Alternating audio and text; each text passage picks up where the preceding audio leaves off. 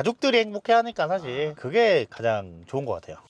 국산차 판매량 항상 1등이거든요. 차량 구매하시려고 이제 알아보실 때 비교하셨던 모델이 있는지, 있다면 어떤 차량과 비교하셨고 어떤 이유 때문에 소렌토를 선택하셨는지 궁금합니다. 일단 애기들이 둘이 있어가지고요, 큰 차를 위주로 생각을 했었고요. 산타페도 고민을 했는데 와이프가 그 차 디자인 너무 호불호가 갈린다, 자기는 마음에 안 든다 그래서 그거를 제외하고 나서 카니발이랑 고민하다가 저희 동네가 워낙에 좁다 보니까 주차하는 공간이 들어가기 많이 힘들더라고요. 그리고 저희 장인어른 차가 소렌토라서 이제 그 디자인을 보고 이거 새로 나온 것도 너무 이뻐가지고 그렇게 선택하게 됐어요. 그러면 뭐 이게 엔진도 1.6 터보 하이브리드가 있고 가솔린도 있고 여러 가지 있잖아요. 세 가지가 있는데 1.6 터보 하이브리드를 선택하신 이유가 있다면 어떤 게 있을까요? 사실 견적은 계속 가솔린으로 많이 찾아보다가 하이브리드가 그렇게 견적 차이가 많이 나진 않더라고요. 5년 렌탈이다 보니까 월 나가는 돈이 그렇게 큰 차이도 없고, 그리고 연비 자체가 너무 다르잖아요. 이게 유지비 훨씬 조금 들 것 같아서 요 이제 하이브리드로 선택하게 됐어요. 첫 차가 니로 하이브리드였는데 그냥 대충 타도 20은 나오더라고요. 이게 10대 나오면은 난폭 운전이라고 하더라고요. 니로는. 하이브리드 차량 타는 사람들의 이제 약간 심리라고 해야 되나요? 무조건 자기는 20km를 맞춰야 된다라는 게 있었는데 이 차는 20km는 당연히 안 나오고요. SUV라서. 근데 여기 연비도 뭐 저는 충분히 만족스럽습니다. 그리고 여러 가지 트림이 있습니다. 네 가지 트림이 현재 있는데 시그니처 트림을 선택하신 이유가 따로 있나요? 상위에서 두 번째 트림이잖아요. 일단 디자인 쪽으로 보면 깜빡이를 켜거나 그럼 이제 이렇게 쭉 가는 거 있잖아요. 시퀀셜. 그런 것들이 이제 스타일로 해가지고 넣어도 된다고 했었는데 중고차로 판매할 때 이 트림 높은 게 방어가 좀 잘 된다고 그래서 차라리 스타일 넣고 옵션 넣으니 그냥 이걸로 하자라고 생각을 해서 이걸로 선택하게 됐어요. 그 밑에 트림이 바로 노블레스거든요. 노블레스에서 옵션 좀 넣다 보면 바로 네. 시그니처랑 얼마 차이가 안 나기 때문에 많은 분들이 선택을 하시다 보면은 시그니처로 선택하시는 것 같아요. 말씀해 주신 거 외에도 뭐 다양한 기본 사양들이 있습니다. 이중접합 차압유리도 2열에 들어가는 것도 시그니처 트림부터 들어가고, 그것도 애기들 때문에 좀 봤었어요.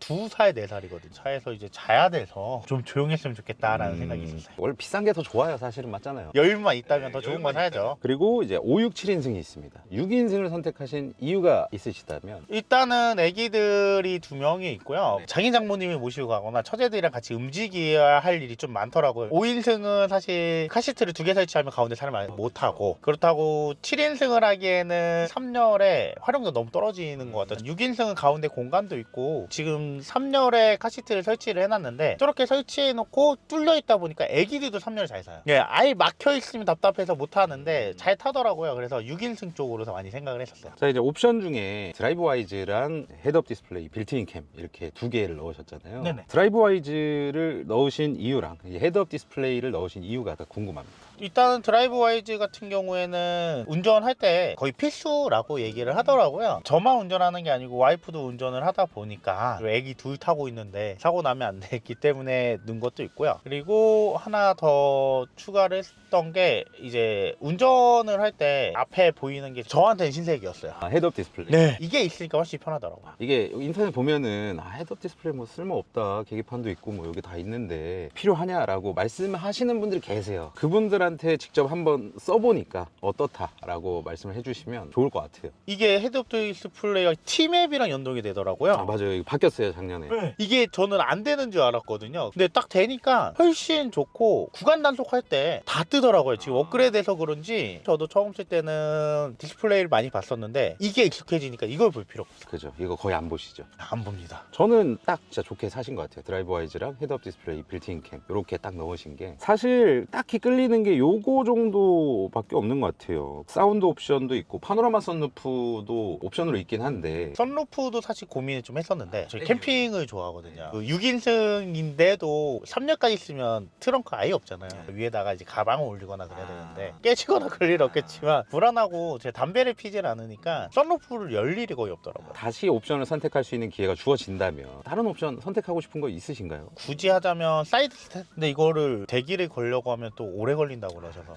지금 차가 진짜 안 팔리는데도 대기가 있는 차량이에요. 저도 깜짝 놀랐어요. 사이드 스텝 한다니까 한 달인가 더 기다려야 된다고 그러셔서 차량 일시불 할부로 구매하실 수도 있고 한데 장기 렌트로 하신 이유가 있으신가요? 일단 초기 비용도 안 들고 보험 같은 것 것도 이제 부담이 안 되잖아요. 자동차세 같은 것도 부담이 안 되고 하 번호판은 저는 아예 그런 건 영향이 없어서 개인적으로는 돈을 다 주고 끌고 다니는 것보다는 사고가 크게 날 수도 있고 그러다 보니 오히려 부담이 덜 되는 것 같더라고요. 월 비용 많이 들겠지만 지금 60개월 계약을 하셨고 한 달에 한 60만 원 초반대 내시는 걸로 알고 있는데 우리 차주님도 타시지만 와이프분도 타시잖아요. 네네. 또 사고가 날 수가 그렇죠. 있잖아요. 이럴 때 이제 보험 처리를 개인 명의로 하다 보면 이제 할증이 계속 쌓이지 않습니까? 자차로 하게 되면. 근데 장기 렌트는 그런 게 없습니다. 그 좀 쌓여서 아, 그래요? 네. 크게 사고 난 적은 없는데 동네가 좁다 보니까 이제 살짝 긁는 게 할증이 좀 붙긴 하더라고요. 그래서 보험료 이제 높게 나오시는 분들한테는 대안이에요. 이게 장기 렌트가 예전에는 운전 경력 인정이 안 됐거든요. 근데 바뀌어가지고 이제 장기 렌트를 하더라도 운전 경력 인정이 됩니다. 그래서 보험 경력이 끊기진 않아요. 그리고 장기 렌트 이제 견적 알아보실 때 여러 군데 좀 알아보셨습니까? 유튜브나 인터넷이나 다른 사이트 같은 데 견적 많이 받아봤고요. 받다 보니까 그래도 좀 신뢰가 제일 중요한 것 같더라고요. 그래서 개차에서 진행한 이유는 말씀해 주셨다시피 좀 신뢰의 영역인가요? 신뢰의 영역이 가장 컸던 것 같아요. 개차 통해서 이제 장기 렌트로 출고하면서 좀 오래 기다리셨나요? 아니요, 오래 안 기다렸고 1, 2주 정도밖에 안 기다렸던 것 같아요. 빠르게 진행이 됐고 다행히 제가 선택한 차가 가지고 계시다고 하셔서 제가 원하는 옵션에 어느 정도 맞춘 차량이 있어서 바로 이제 받게 됐습니다. 그러면 장기 렌트 출고하면서 가장 좀 마음에 들었던 점 어떤 게 있을까? 라고 하면 크게 신경을 쓸 필요 없었어요. 그냥 해주세요 하면 알아서 잘 해주시더라고요. 다른 사람들은 차를 받아보면 뭐 이상이 있을까 뭐 어떨까 막 반다고 하는데 자체적으로 이미 한번 점검하고 오는 차량이기 때문에 그렇게 큰 문제는 없으실 거다라고 얘기를 해주셔서 말 그대로 그냥 받고 딱히 확인 안 하고 그냥 바로 운행을 해봐가지고 굉장히 만족스러웠습니다. 또 많은 분들이 장점이라고 뽑아주시는 게 이제 빠른 연락. 우리가 업무 보다 보면 답장이 느릴 수도 있잖아요. 그럴 때 좀 빨리빨리 해주기 때문에. 연락하면 바로 견적도 주시고 빠르게 진행되고 한참 바쁠 때였는데도 크게 신경 안 쓰고 금방 차를 받아볼 수 있었어요. 저도 GV70을 장기 렌트로 개차해서 출고를 했었고 그래서 지금도 타고 있고요. 오늘 말씀드린 솔레톤뿐만 아니라 여러분들이 관심 있는 차종 월 납입금 한 4, 50만 원대 차 좀 찾아달라 이렇게 하셔도 됩니다. 자금 사정에 맞춰서 찾아달라고 하셔도 견적 다 비교해서 드리니까 그렇게 또 이용을 해보시기 바라고요. 나도 뭐 장기 렌트 견적 한번 알아봐야겠다 싶은 분들은 고정 댓글에 링크 통해서 알아보시면 좋은 견적 받아보실 수 있으실 거고 장기 렌트 리스뿐만 아니라 이게 일시불 할부도 견적 신청 가능해요. 그러니까 편하게 원하시는 대로 해보시기 바랍니다.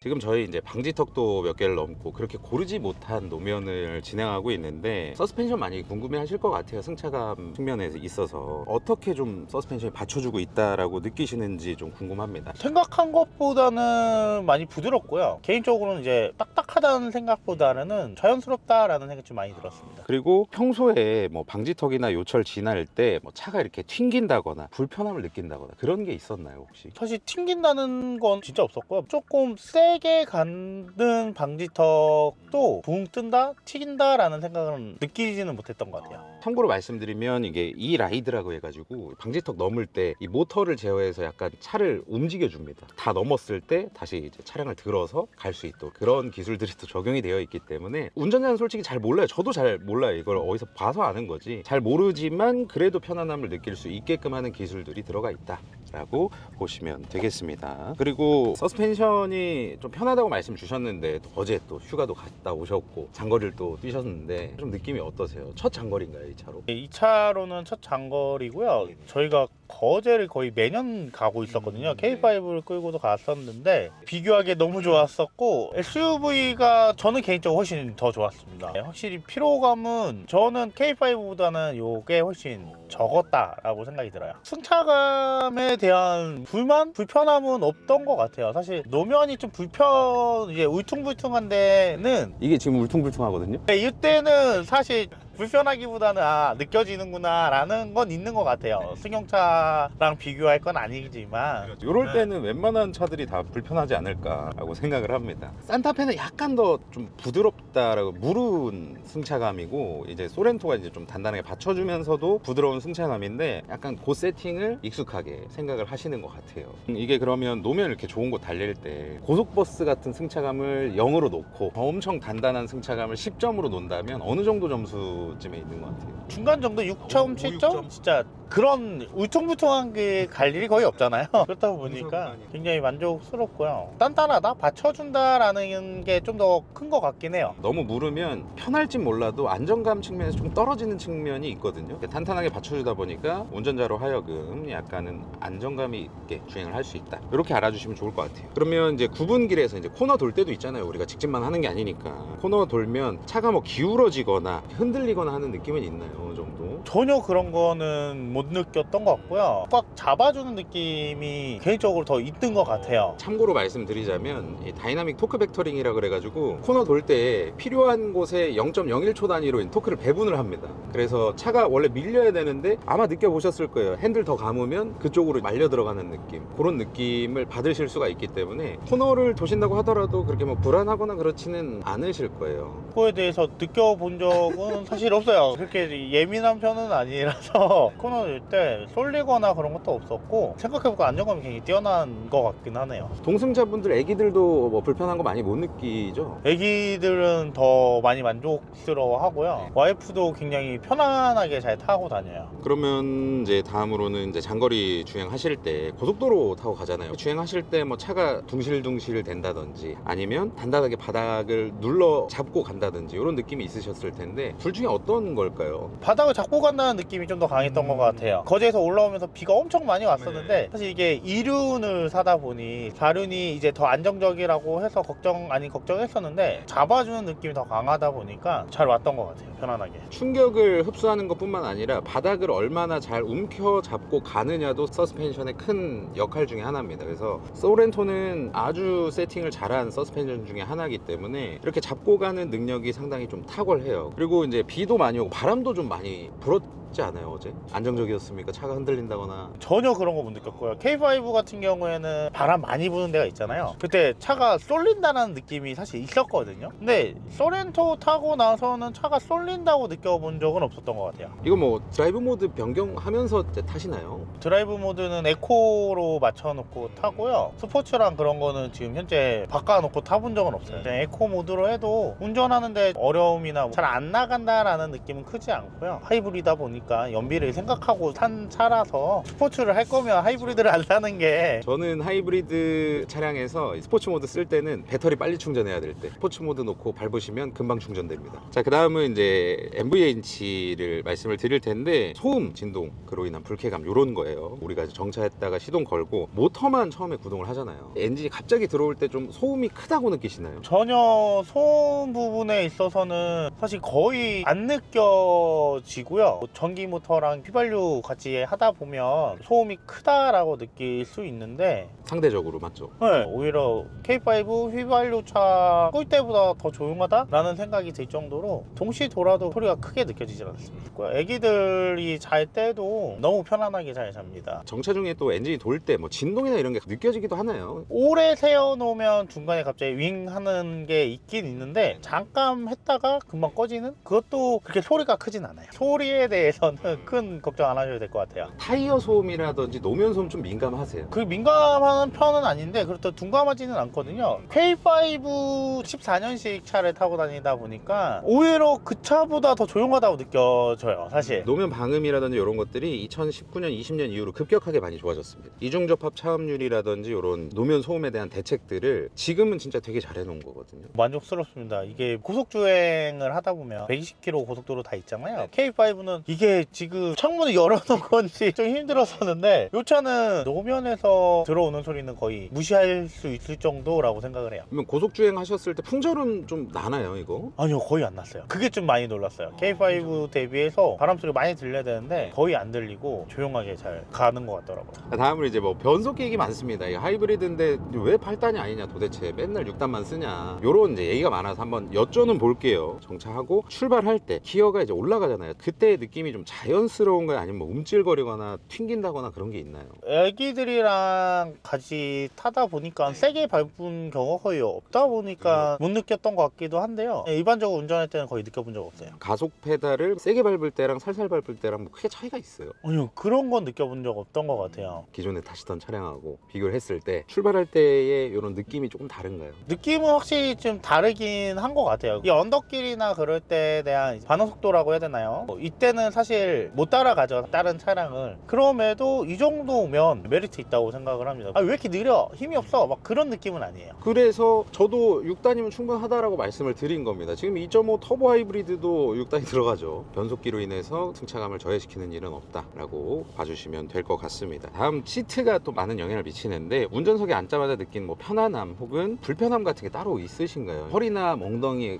잘 잡아줘요? 사실 이제 조금 불편한 거는 허리를 잡아주는 기능이 있는데 앞뒤로는 밀어주는데 위아래로는 조절이 거의 안 되는 것 같더라고요. 좀 더 위쪽 허리를 좀 잡아줬으면 좋겠는데 높이는 고정이 돼 있다 보니까 이게 조금 불편함이 있더라고요. 위아래 있을 줄 알고 열심히 눌러봤는데 안 움직이더라고요. 이런 것들은 좀 반성을 해야 됩니다. 네, 이건 좀 넣어주셨으면 좋겠어요. 그리고 혹시 3열 타보신 적 있으세요? 3열은 직접 타본 적은 없고요. 카시트 설치하면서 지쳐서 앉아본 적은 있긴 한데 성인이 앉기에는 이게 카시트도 이제 바닥을 잡아주는 게 바가 있는데 이게 다 안 펴져요. 높이가 너무 낮아서 3열에 카시트를 설치하면 그게 안 돼서 걱정을 하더라고요. 차량을 받은 지가 한 달 정도밖에 안 돼서 열선은 틀어보시진 않았을 거고 통풍 시트를 사용을 하셨을 텐데 통풍 시트는 어때요? 좀 시원하다고 느끼시나요? 통풍 시트가 이제 오래되면 막 기능이 많이 죽는다고는 하던데 50시간 거의 풀로 틀고 있는 것 같은데 좋습니다. 저는 개인적으로 시원하고. 요즘 같은 날 필수예요, 필수. 한 가지 팁을 드리면 이게 현대기아 방식이 블로우 방식이거든요. 시트 밑에서 바람을 불어 올리는 거예요. 그래서 그 시트 밑에를 청소를 자주 해주시면 아까 말씀해 주셨던 그 오래되면 죽는다, 그게 더 나중에 오게 되는 거죠. 또 성인분들 타시면 쉬실 때 헤드레스트 기대고 쉬시기도 하잖아요. 주무시기도 하고. 그럴 때 좀 어떤가요? 운전석하고 이제 와이프분의 평가를 듣고 싶은데.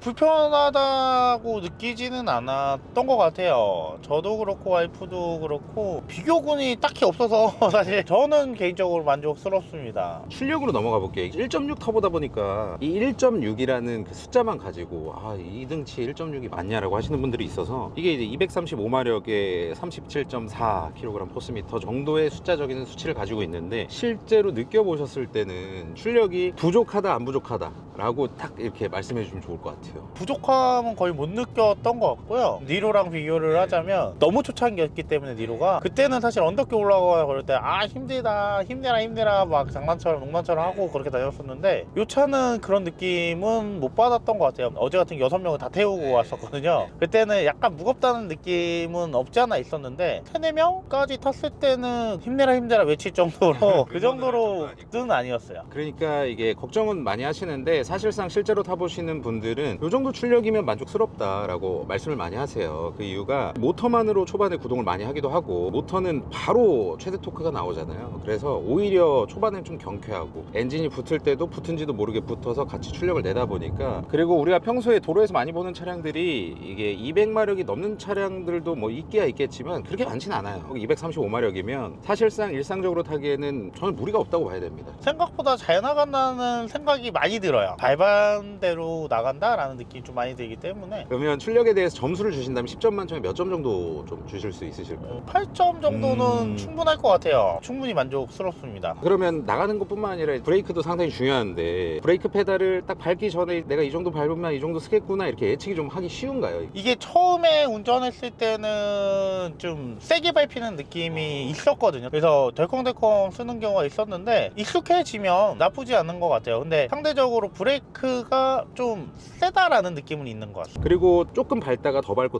할 때 담력이 좀 일정하게 들어오나요 이게? 그건 제가 사실 잘 모르겠어요. 못 느껴봐가지고 브레이크를 그냥 한번 부드럽게 계속 밟고 있는 정도로 저는 항상 그렇게 운전을 해서. 안전하게 이제 살짝 밟는 선에서 많이 하시니까 처음에 훅 들어오는 게 적응만 되면 조금 더 안정감을 또 줄 수도 있죠. 충분히 익숙해지면 불편함은 못 느끼는 것 같아요. 그리고 이게 하이브리드다 보니까 브레이크 페달을 밟고 할 때 이제 회생제동이 먼저 들어오고 그 다음에 이제 물리 브레이크가 들어오잖아요. 그럴 때 뭐 전환되는 거 솔직히 느껴보신 적 있으십니까? 브레이크에 회생제동 걸린다는 거 느껴본 적은 없는 것 같아요. 이게 브레이크 밟기 시작하면 물리 브레이크를 잡는 게 아니라 회생제동으로 먼저 감속을 하고 더 센 감속이 필요하면 이제 물리적으로 잡는 거거든요. 차량 제동하는 과정에서 차체 안정감이나 이런 것들은 뭐 훌륭하죠. 잡아준 느낌이 그게 저는 개인적으로 가장 마음에 들어요. 다음은 이제 가장 중요한 연비 얘기 하도록 하겠습니다. 출퇴근처럼 짧은 시내 주행도 가끔 하실 텐데 그럴 때는 뭐 연비가 좀 어느 정도 나오나요? 연비를 많이 보면서 타지는 않는데 한 15는 그냥 나오는 것 같아요. 1.0 터보가 도심에서 더 잘 나옵니다.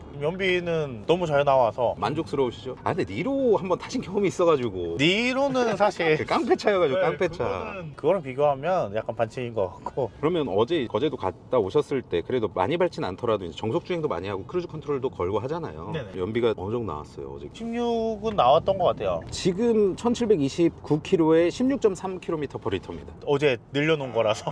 6인승에 18인치 타이어가 끼워져 있다 보니까 연비가 다른 5인승이나 이런 것보다는 좀 낮은 편인데도 공인 연비보다 더 잘 나오고요. 실제로 계산해보면 이거보다 더 나와요. 연비는 뭐 10점 만점에 10점 주실 건가요? 네, 만점 줘야 된다고 생각합니다. 이거 만점 안 주면 욕먹을 것 같아요. 자, 그러면 공간의 만족도는 좀 어떠세요? 이게 또 패밀리카다 보니까 3열을 덮고 쓴다라고 하면 당연히 이제 공간은 너무 만족스러운데, 저는 애기들 때문에 3열에 카시트를 설치해놔서 3열을 피면 트렁크가 아예 없죠. 솔직히 약간 애매하긴 한데 외건을 이제 2차 바꾸면서 샀거든요. K5 때는 외건을 집어넣으려면 각도 맞추고 막 그랬어야 됐는데 이 차는 그냥 에라 모르겠다 던져놓으면 딱 들어가더라고요. 그러면 다른 수납이나 뭐 USB 포트 이런 또 위치나 이런 크기는 좀 괜찮아요? 그런 거는 괜찮은데 제가 폴더폰을 쓰다 보니까 무선 충전하면 열이 많이 나더라고요. 차 가다가 갑자기 연결이 끊겨가지고 내비가 안 보여서 봤더니 열 때문에 끊어지더라고요. 그걸 제외한 부분은 아직 많이 안 타서 그런지 불편함은 없었던 것 같습니다. 그리고 2열이 또 독립 시트라서 가운데 통로 활용도가 좀 괜찮죠? 그쵸. 애기들 3열에 있으니까 와이프가 이 중간에서 자꾸 왔다 갔다 하면서 봐줘야 되는데 좋은 것 같습니다. 애기들도 중간에 열려 있으니까 3열에 해도 편하게 앉아있는 것 같더라고요. 이게 또 편의 장비가 많잖아요. 편의 장비 가장 마음에 드는 거 3가지만 골라주세요. 일단 크루즈가 사실 제일 편하고요. 이번에 많이 업그레이드 돼가지고 차량 운전하면서 차선 바꿀 때도 깜빡이 키면 자동으로 옮겨지잖아요. 네. 인터넷 찾아보면서 한참 얘기 나왔던 게 예전 버전은 너무 느리다. 아, 느려요. 처음에 나왔을 때는. 근데 지금 저는 너무 만족스러웠어요. 그 다음에 앞서 말씀드렸던 안드로이드, 이거는 저는 개인적으로 신세계였습니다. 그리고 핸드폰도 이게 2대 이상 연결이 되잖아요. 내비는 제 걸로 쓰고요. 와이프랑 같이 사고 애기 같이 사면 제가 운전하면서 애기들이 노래를 자꾸 바꿔달라고 하는데 와이프가 와이프 핸드폰으로 연결을 해서 노래를 바꿔줘요. 그리고 가장 많이 쓰는 건 이제 그 스마트키. 제 키를 안 들고 다녀요. 물리키 아예 안 들고 네, 안 다니시는구나. 이 주차 공간이 적다 보니까 이중 주차하는 경우가 좀 많거든요. 근데 애가 둘이니까 와이프가 애 둘을 냅두고 차를 빼달라고 하면 뺄 수가 없잖아요. 네. 물리키를 들고 있을 때는 키가 2개라고 하지만 보조키 하나는 짱 박아 놓으니까 출근하기 바쁜데 이중 주차 빼고 다시 키를 주고 가야 되잖아요. 근데 이제 핸드폰에 스마트 키가 있다 보니까 굉장히 마음에 들어요. 맞아요. 이게 디지털 키 잘 쓰시는 분들은 거의 안 들고 다니시더라고요. 그냥 휴대폰만 딱 들고 다니시고 마음에 드시는 그런 기능 3가지를 요 이유로 뽑아주셨습니다. 그 이외에는 이제 너무 많아가지고 사실 기능이 너무 많잖아요. 오랜만에 차 바꾸시는 분들은 진짜 너무 많은 기능이고 하나하나씩 배워도 오랜 시간이 걸릴 만큼 많은 기능이 있어서 이런 기능들은 잘 활용해 보시기 바라고요. 소렌토 하이브리드 장기 렌트로 이용하시는 우리 차주님 모시고 차량에 대한 얘기를 나눠봤습니다. 도움이 많이 되셨으면 좋겠어요. 저희는 차를 협찬받은 것도 아니고 차주님께서 실제로 힘들게 버신 돈을 내시면서 이렇게 타시는 소중한 차량인데 이 차량을 기준으로 허심탄회하게 좀 말씀드렸기 때문에 구매하시려고 하시는 분들에게는 좀 많은 도움이 될 것 같아요. 오늘 말씀 너무 잘해주셔가지고 제가 너무 만족스러워서 사실 신세계를 맛보고 있어서. 오늘 영상이 소렌토 그중에서도 하이브리드 구매하시려고 하시는 분들한테 도움이 좀 됐으면 좋겠고요. 소렌토뿐만 아니라 산타페, 카니발 등등 다양한 인기 차종 견적 신청하시려면 영상 고정 댓글 통해서 신청하시고 일시불 할부도 신청이 가능하고 우리 차주님처럼 장기 렌트 그리고 리스도 신청 가능하니까 원하시는 대로 신청하시면 정말 좋은 조건의 견적을 받아보실 수 있으실 겁니다. 오늘 영상 여기서 마치겠고요. 시청해주셔서 감사드리고 항상 건강하십시오. 감사합니다.